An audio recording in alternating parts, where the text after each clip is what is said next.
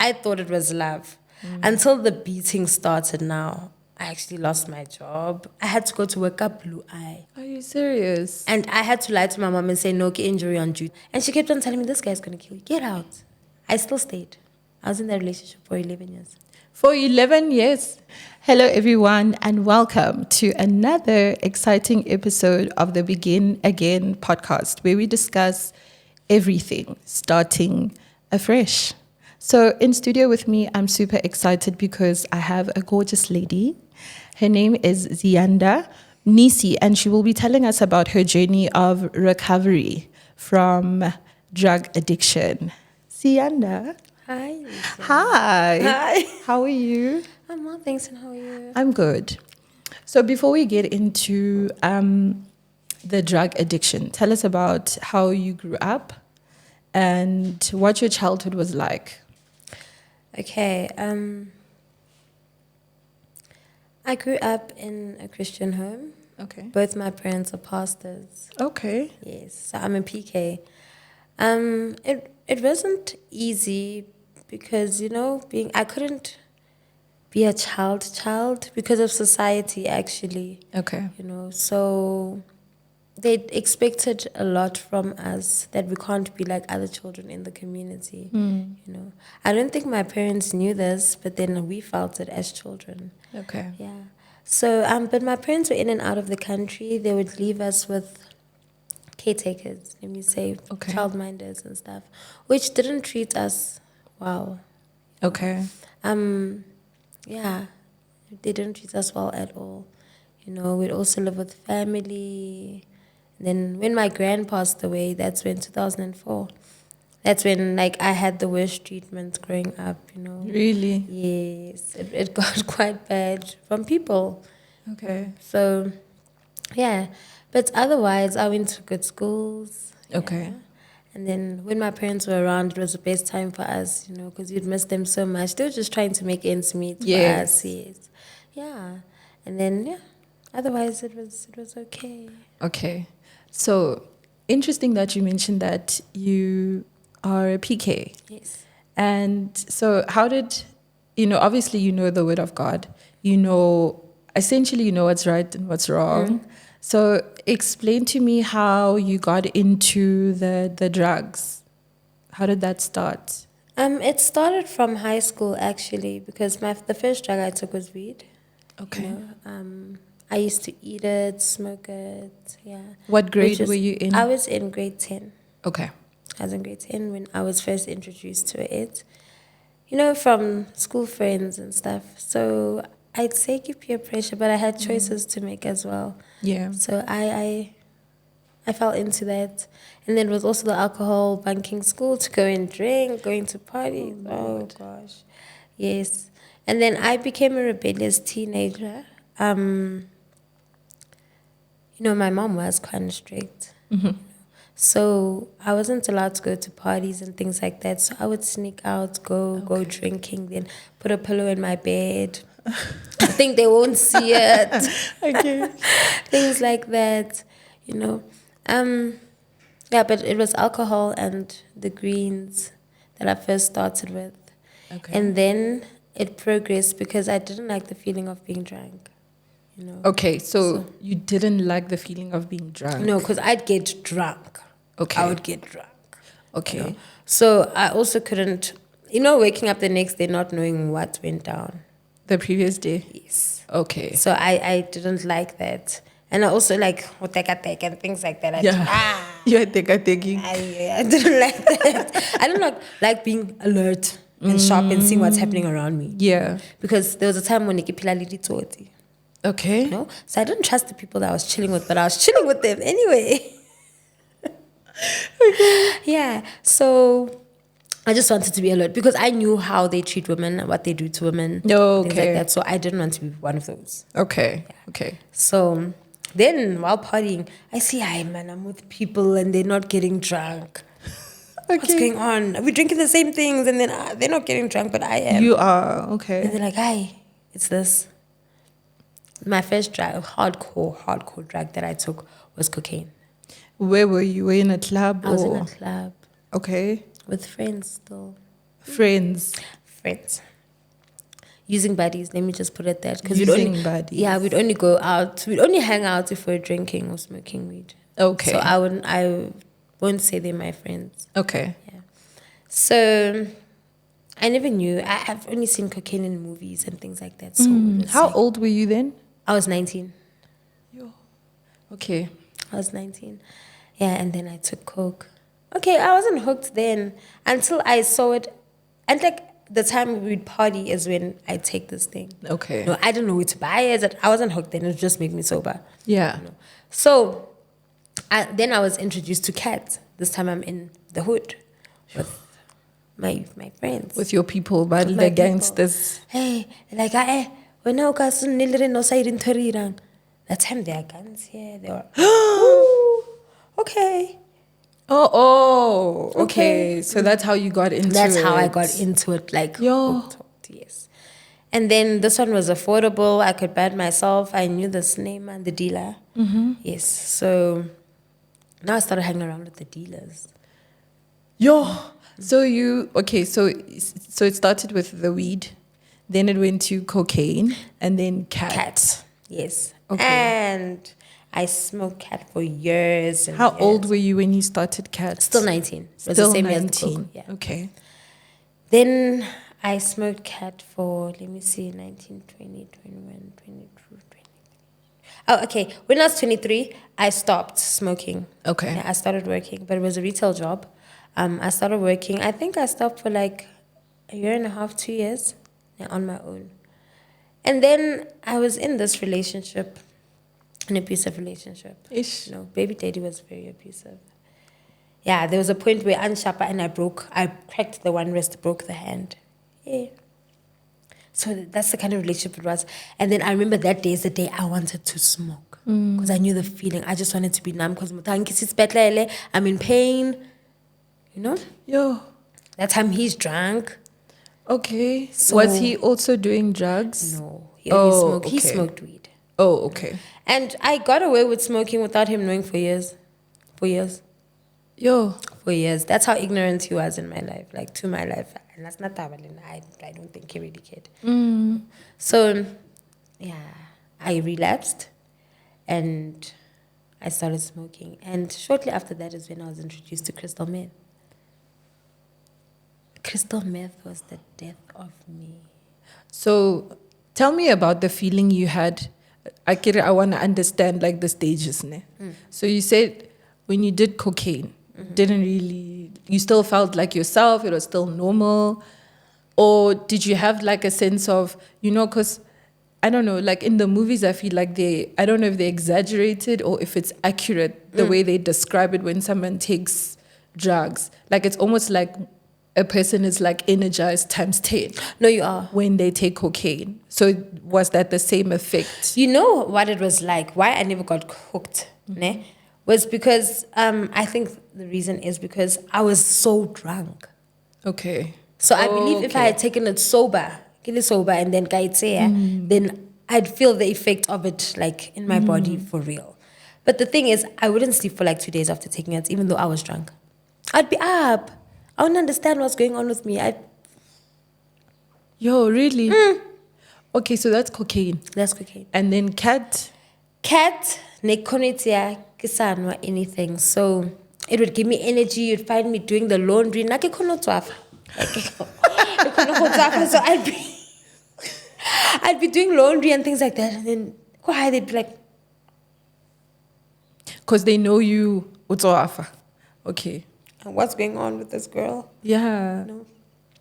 But there was a time where it was just my mom and I in the house. And then she was busy. I was going, I had to rewrite my matric.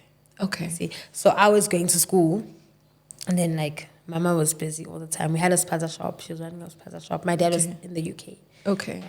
So she didn't notice anything until one day she found a note under my pillow, and like I was sleeping with her. I decided to sleep with my mom that night. She found a note. It was rolled. And my mom is the type of person that if I don't understand a thing, I'm going to go to Google and Google it. I don't know what she wrote, but then Yamuntata, the drugs. I'm like, oh snap. As old as I was, my mom gave me a hiding. My mom gave me a hiding. Like, what is this? What? This is not normal. And then worse, it had a bit of powder on it. So I'm like, Then I decided to leave home. You left home. Where did you go? Do I remember where I went? Guys, I was insane. Okay, but anyway, back to, because we were describing the side The effects. feeling. I get the feeling. So crystal meth. Crystal meth is that drug that just gives you energy, like you feel like Wonder Woman, Superman type of thing. You feel invincible. Really? Like, you know what I do? I'd walk around with headsets everywhere, not care. As long as I see a pedestrian crossing, whether you're a bus, whether you're a police car, I just cross. Naked is my right of way. Yeah. I'm meant to cross. Yeah. So I will cross. Whether you hit the brakes or what, if I'm tutti, in my mind, Rafi Lompatel.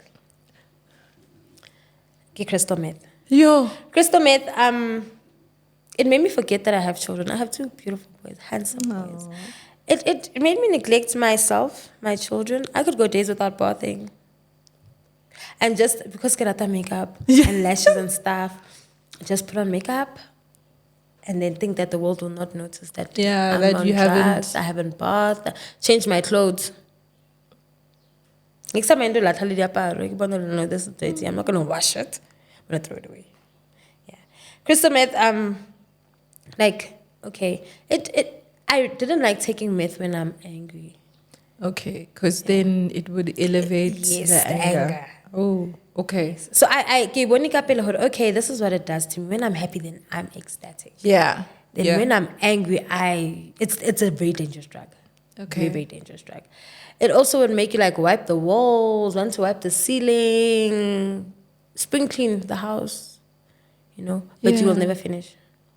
Because onto the next, onto the next, onto the next. And I was chasing one high. There was the high that I got the first time I took the drug, which I never ever got again. Okay, so every time you went looking for it, You're chasing that first high, which you'll never ever get. Like you won't. Okay, tell me about the abusive relationship. Because that's what. Okay, no, actually, let's backtrack. Because you said there was a time where you were not taking the drugs and then you relapsed because of the relationship. Yes. Tell me about that period. That period was good. I felt like I was making progress with my life, I was going to work, being a mom, being a daughter, being a sister. Yes. But it's again. That period, I don't think I was really happy in all honesty because I was still in this relationship. Okay. Which kept me. I was being a mom, but at a distance because this guy was so insecure. Yeah. He's the type that would take me to work, fetch me from work. He's got his own job to go to, but he makes sure that he's there. You know what he'd do? Because I was working on mainland, there's a place called Hard Rock Cafe. Hard Rock Cafe, yeah, Yes. I know that He place. even had a tab called Hard Rock Cafe. And then, like, I would find him there. I knew that check your Hard Rock Cafe, I'll find him there after work. Are you serious? And mind you, naberekela Amanskraal. So he would Mathile drop stad, you off in mainland. Go to my Go Stad to- or my Amanskraal, and then come back to fetch me. Did you portray that? Did you perceive that as love at the time? In the beginning. Okay. In the beginning, because like even the girls that I was working with, and things like that, I thought it was love.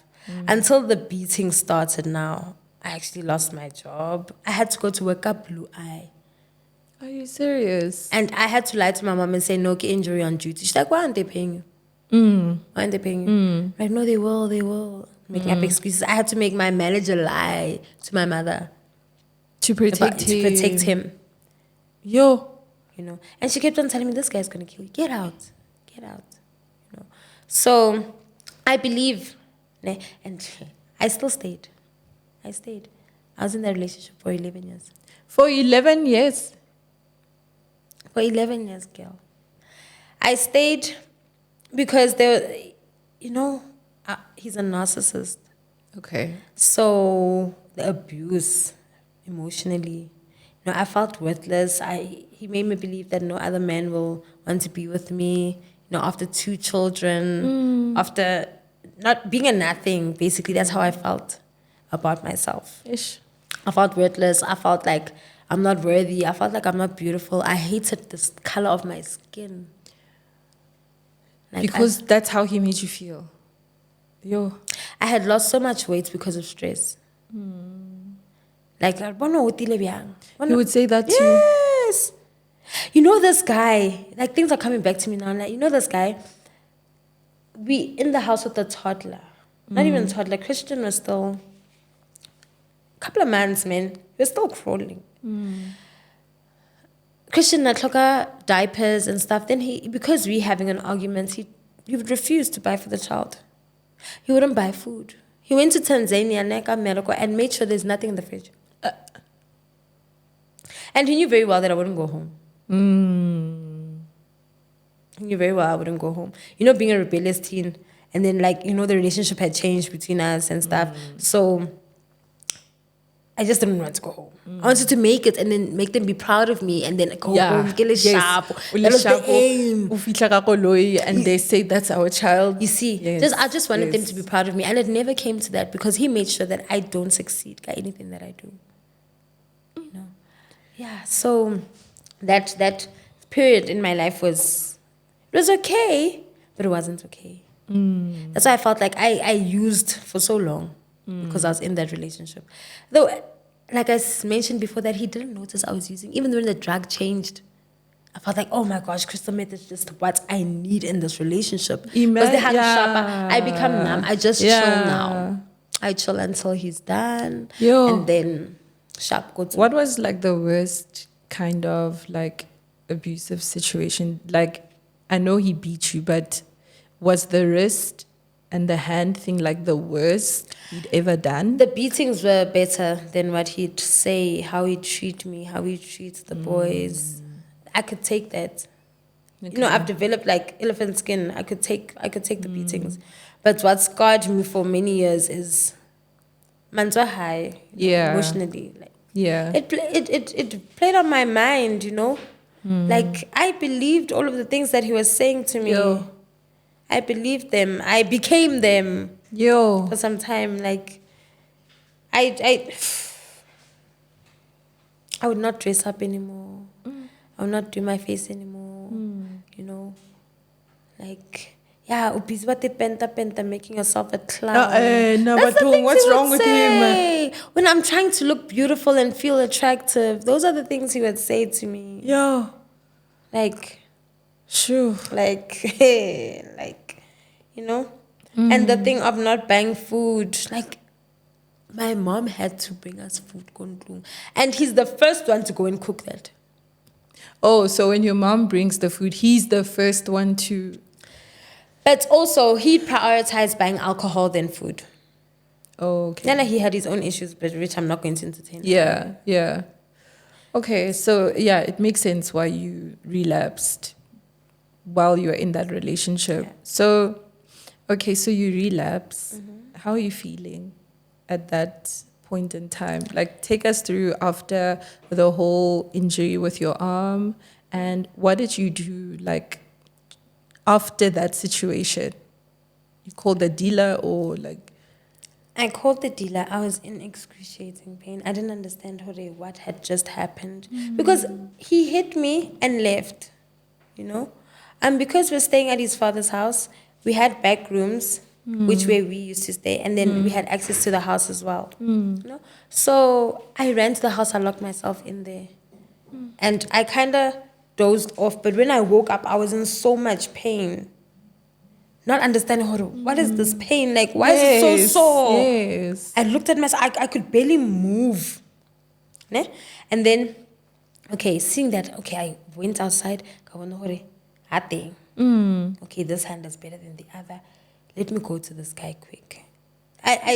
He'd just leave money. You know, he was also working a good job. Okay. You know? So...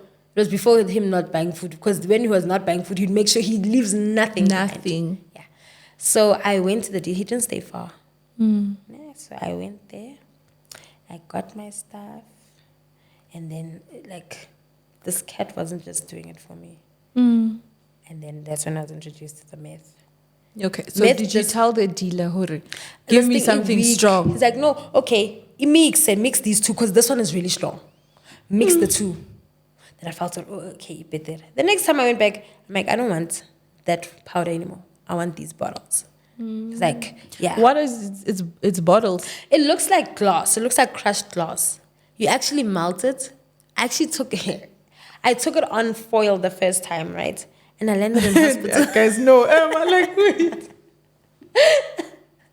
No, I'm sorry for laughing, guys. It's not a laughing matter. like- I'm just thinking about like the admin that's like associated with this. So it's bottles. It looks like bottles. Oh, it looks like Looks bottles. like bottles.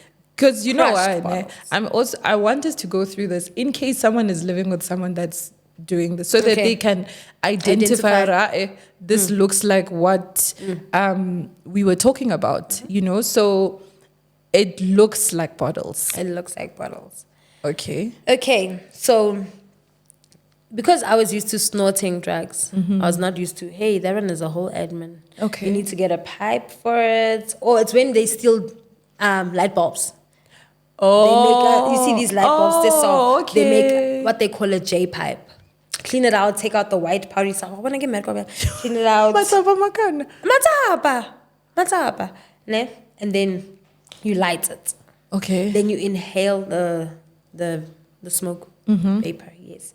So I thought I wasn't late. I felt like that's junky stuff. Yeah, Now I'm like, not a no, junkie. hectic, Nah. yeah. It's Nagi about the beginner drugs. phase. It's about Nagi the the drugs. I get addict. I know, not knowing Yeah. that I ratwan. Yeah. So they called it Chase the Dragon. I took foil because I was a happy person.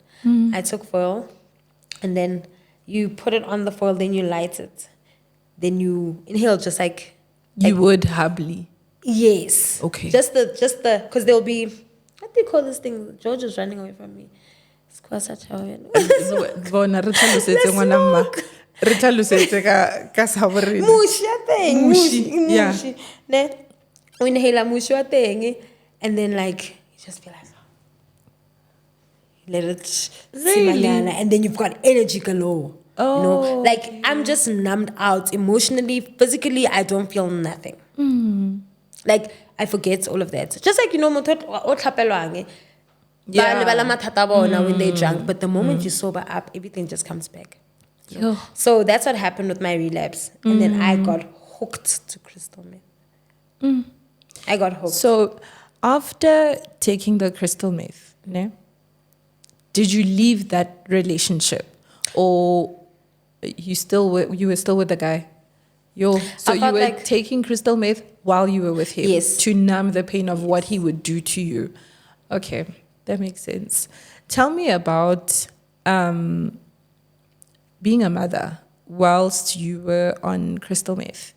Do you think there were moments where you were, or are they blocked out? Because I know sometimes certain people, because of trauma, they block out certain memories, right? Do you think you were fully present with your kids during that period, even if it's not like you were a good mother or things like that? But would you say you know what was going on in your kids' lives?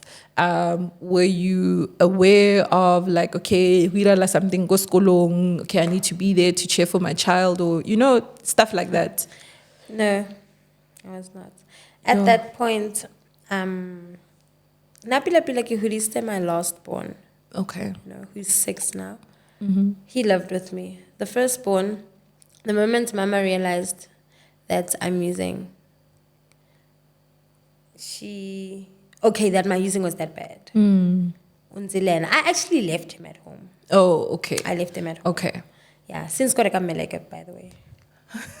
No. Okay, tell us that story. Yeah. Okay. So I had minimized using again when I became pregnant. Yeah. So yeah. they thought that I'm no longer using.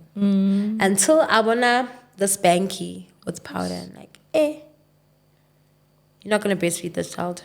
You're not gonna breastfeed this child. You're putting the child on formula.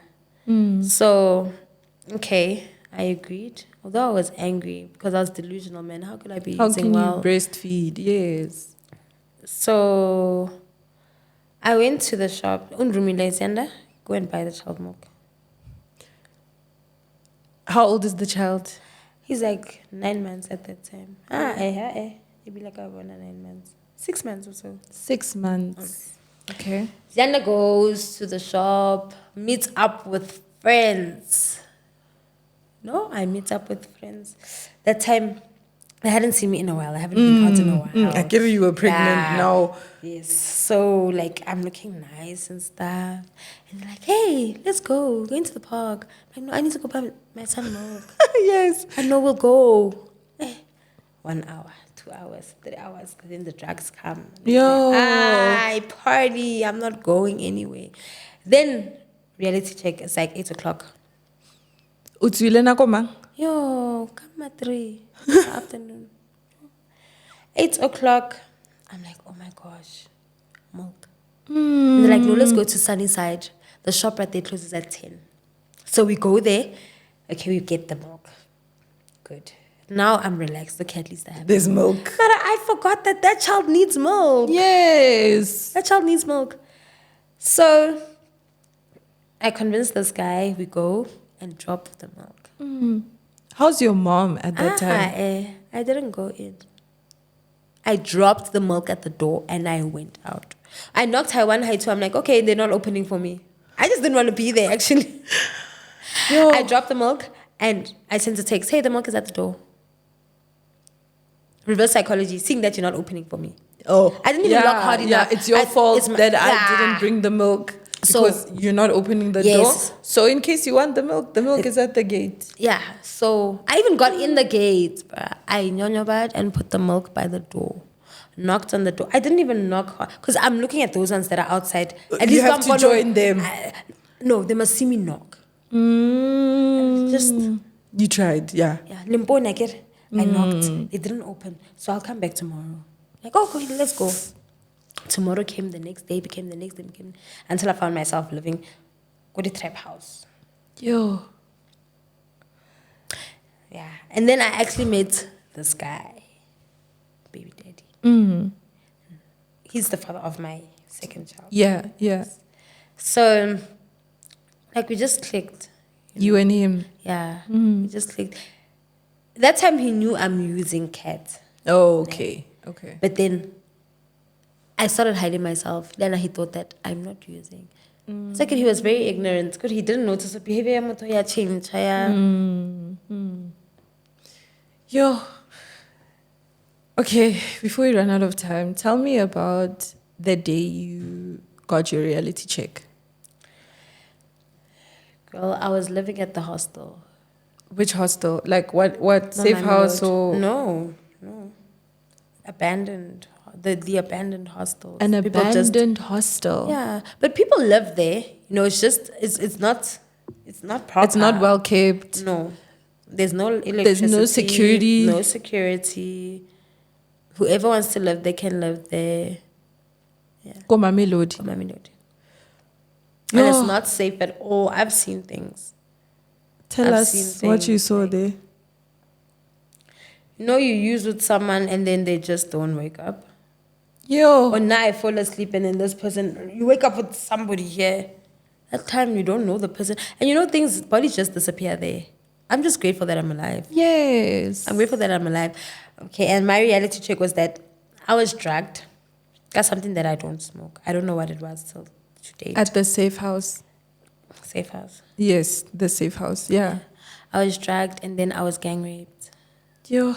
Yeah. Ziyanda, you've been through a lot. Yeah. And then, yo, That was my reality check. waking up from that. Like, I was just, my body was numb. I couldn't do anything. I saw it happen. All 3 of them taking turns with me. I saw Yo. it happen. I was powerless. There was nothing I could do. Yeah. Yo, how old were you then? This was last year. Last year. Yo. So after that scenario with the gang raping, Yeah. do you go home? I didn't go home. I went to an institution, like a second chance. Okay. Yeah, it's a halfway house, but they also do walk-in patients. Okay. How did you hear about it? It's close to home. It's very close to home. It's like a street away from home. I've always known about second chance, but I never thought I needed rehab. Yeah. Yeah, you know, drugs just make you in denial like that. You never realize you have a problem. Everyone else has a problem, not you. So I went to second chance, Kabula a file, and still I went back to the hostel, the very same hostel. You know, but those guys were not there anymore. I had not seen them until this year. Anyway, Take us step by step. Yeah. Okay, so I went to second chance, opened a file, and still went back to the hostel after that. I felt like, okay, if a spot opens for me, I'm going. I'm ready. Like I was preparing myself mentally, like I'm going to rehab. This is the first time I'm going, and I'm changing my life. You know. But meanwhile I wait, I'm still gonna go use. You know. So I went back to the hostel, lived there, until my room burned. My room burned down. How? We were smoking with a candle this time. Yeah.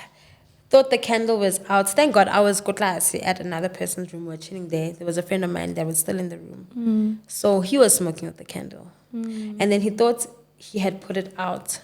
But not let's and stuff, so it didn't really go out. So he switched it off the first time, not properly. Can't you know wax? Ish. So it went voo now.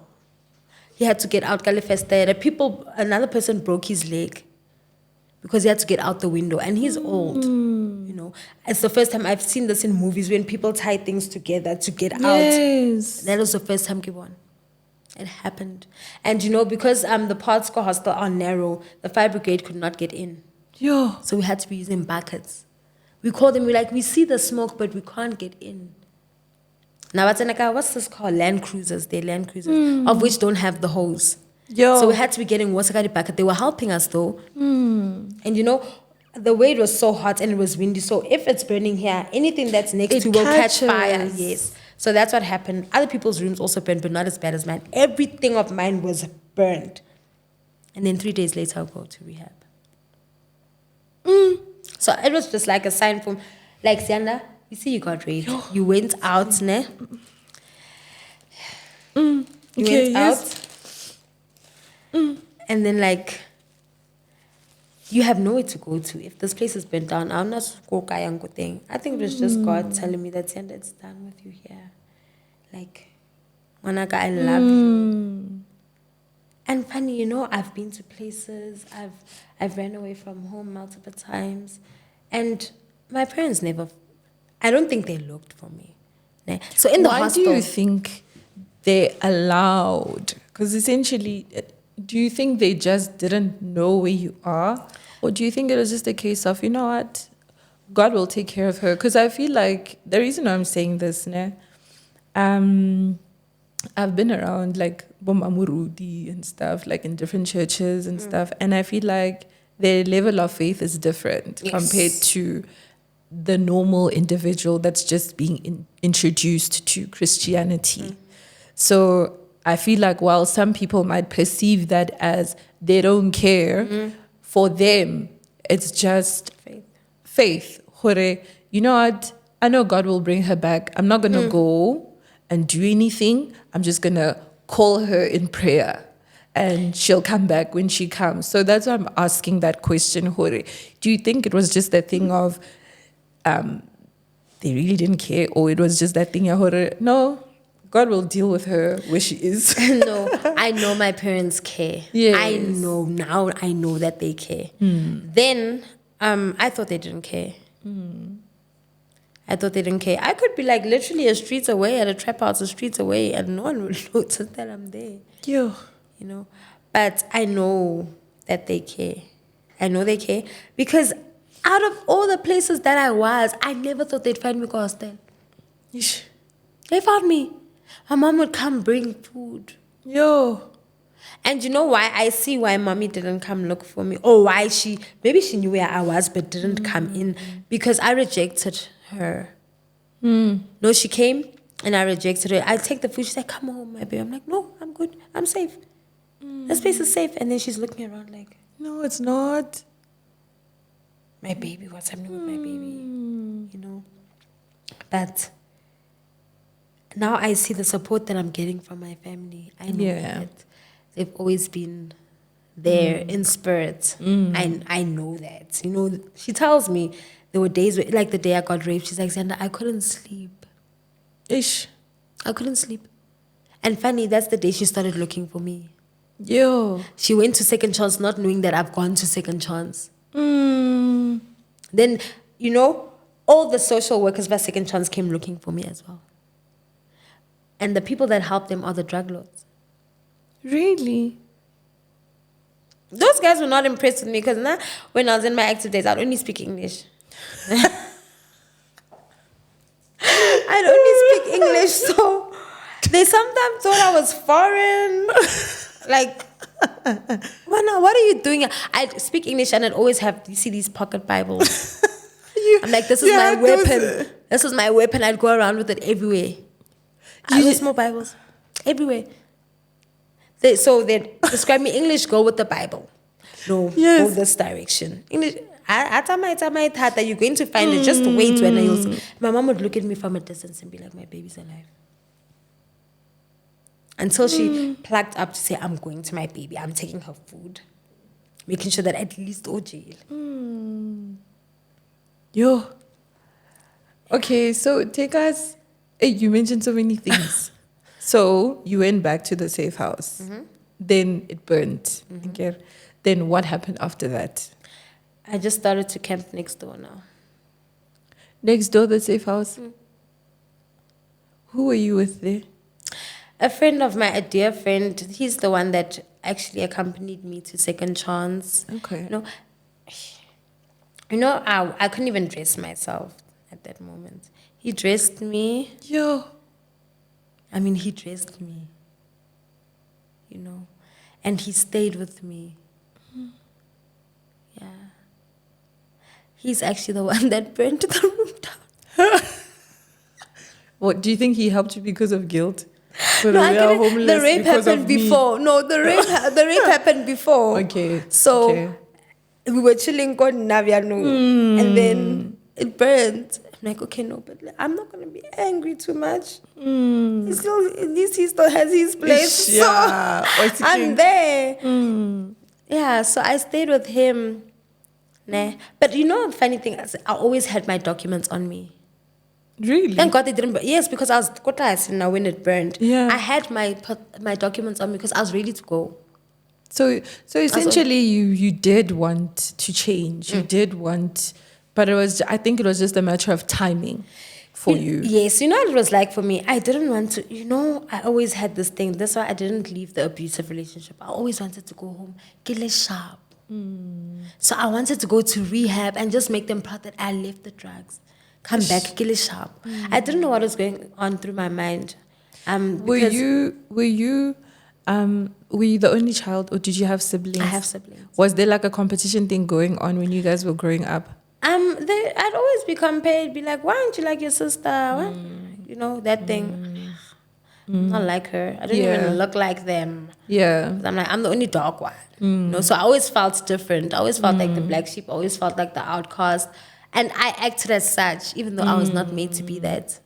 So I put myself there. Okay. Okay. So I just wanted to go home, at least get off the drugs, make them proud or something. Yes. So I thought I'd be able to do this rehab thing alone. And then I just needed their support. Ish. I found that I needed their support because there are things that I needed. I needed toiletries, I needed this, I needed that, I needed that. I needed to go home to get clothes. So it was just the pride, arrogance of not wanting to ask for help. Yeah. So I was ready. I was just ready to go. But I guess I took it was I going to go with those dirty clothes? In my mind, that was what I was going to do. Yo. That's how ready I was. Even if it meant leaving with the set of clothes that I have on, I was ready for that. So, but it didn't happen the way I thought, because I thought I was going to leave for 6 weeks, go to rehab, do the 6 weeks program. And then when I got there, I'm like, I was scared to come out. That's 6 weeks. I'm like, Ish. not enough. Yeah, you're not ready. And they're like, no, there's a halfway house. You can stay a year. So I took that.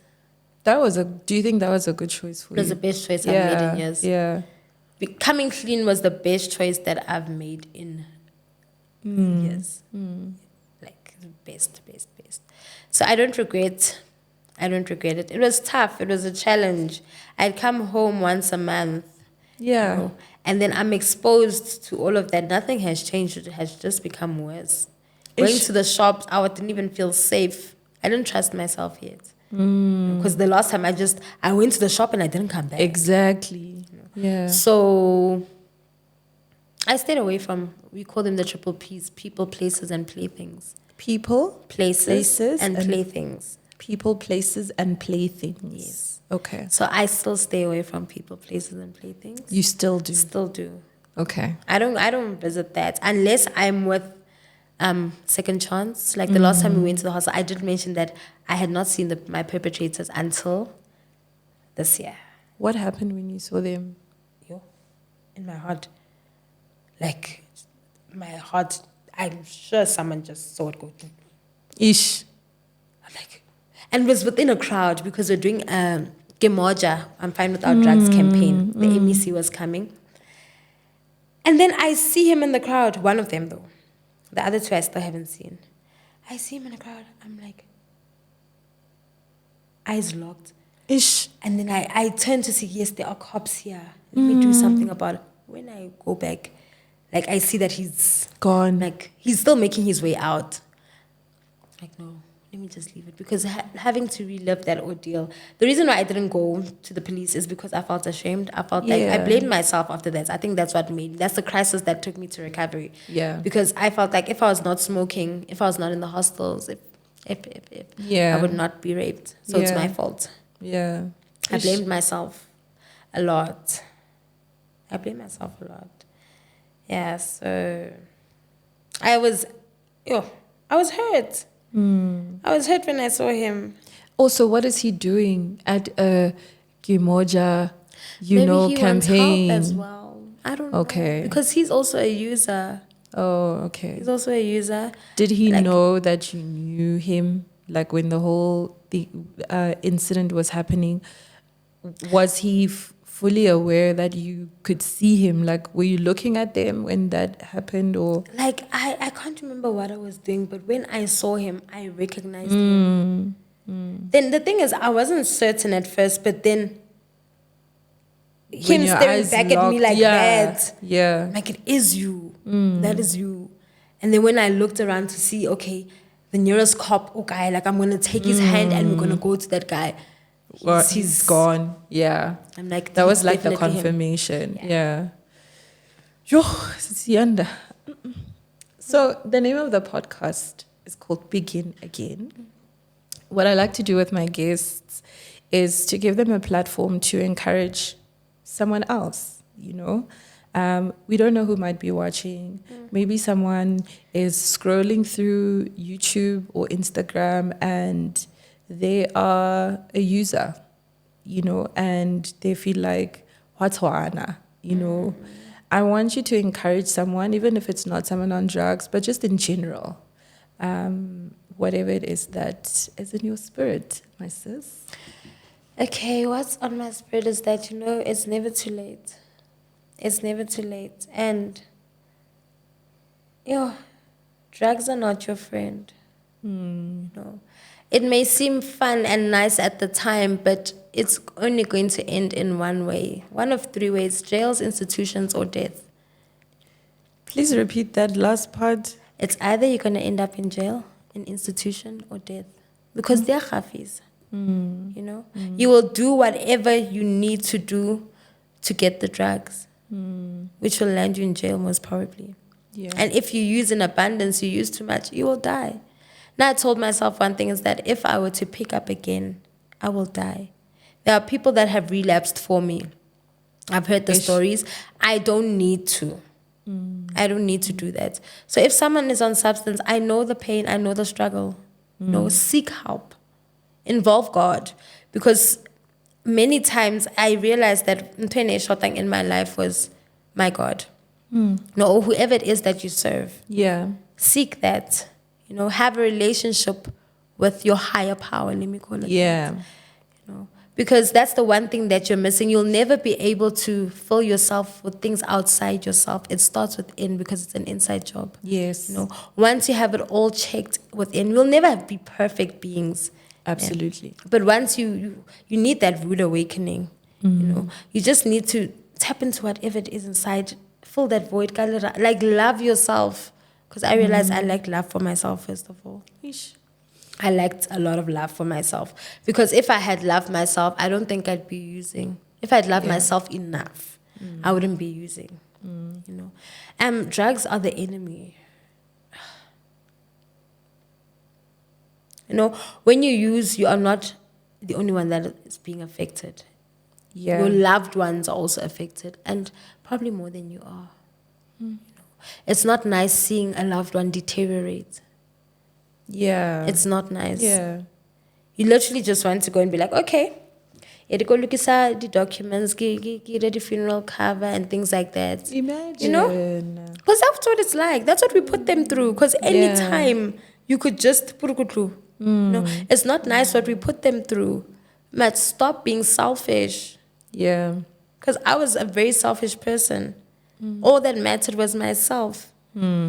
Let go of all pain, all anger, all trauma that you may have gone through. Because I use that as my crutch to use. Yeah. Okay. Yeah. Ziyanda, why are you using, like, you've come Victim. from such a beautiful home, you've got such a perfect looking family, and then you're using drugs. Like, no, I've gone through this, I've gone through that, I've gone through that. It made my using easier. So let go of all of those things. I've let go of them. I've dealt with my resentments. Yeah. So I have no excuse to pick up. Yeah. Yeah. I have no excuse whatsoever. If I want to make it easier for myself, and be like, okay, this is why I'm using. What the hell? Move on. Exactly. I'm sorry. I'm saying it like it's easy. It's not. Yeah. But it's doable. Yeah. I'm doing it. Wow. It's a challenge. It's an everyday thing. As long as I'm clean just for today. Wow. Tomorrow we'll see again.